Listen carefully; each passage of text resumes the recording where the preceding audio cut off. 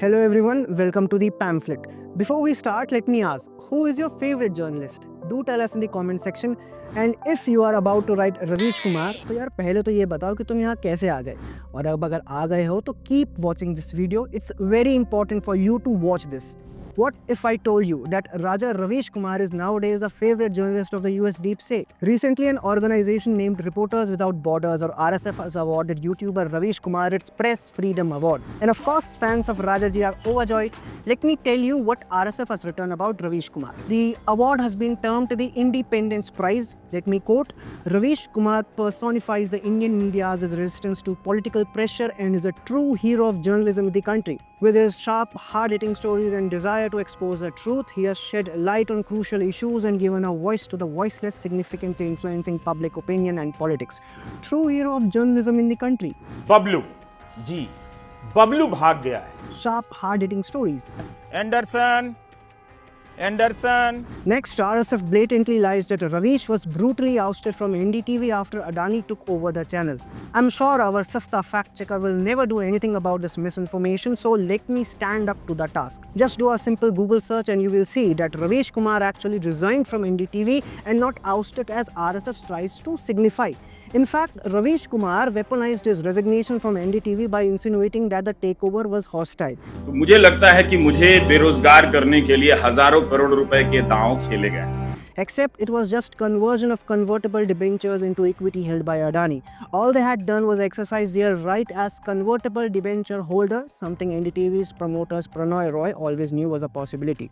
Anyway, coming back to Reporters Without Borders or RSF, who are they?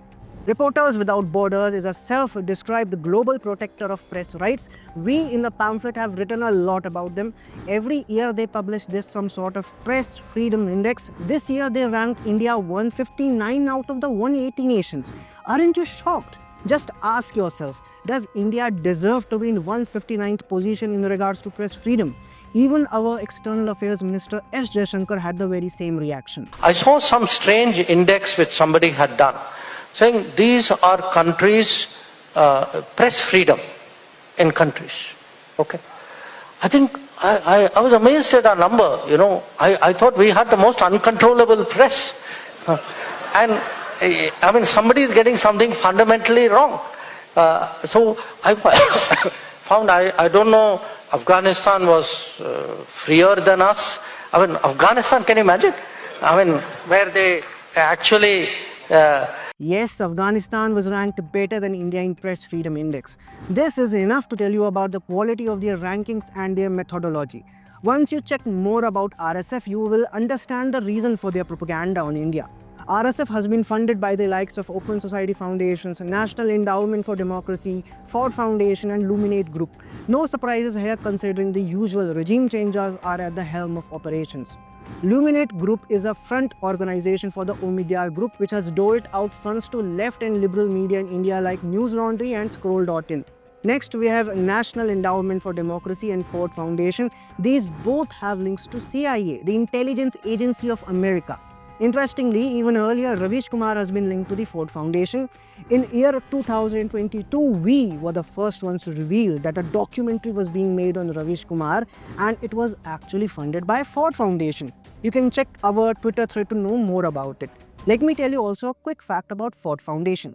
Kejriwal and Manish Sisodia's NGO Kabir's earlier received funding from Ford Foundation. And there's another interesting connection between Kejriwal and Raja Ravish. Both have won Magsaysay Award. Even Magsaysay Award was established by two CIA-linked organizations. Let me tell you how. The award is named after Ramon Magsaysay, who was the president of Philippines from 1953 to his death in 1957. Magsaysay was described as America's boy by the CIA and was groomed by the CIA during the Cold War to prevent the Philippines from falling into the Soviet orbit.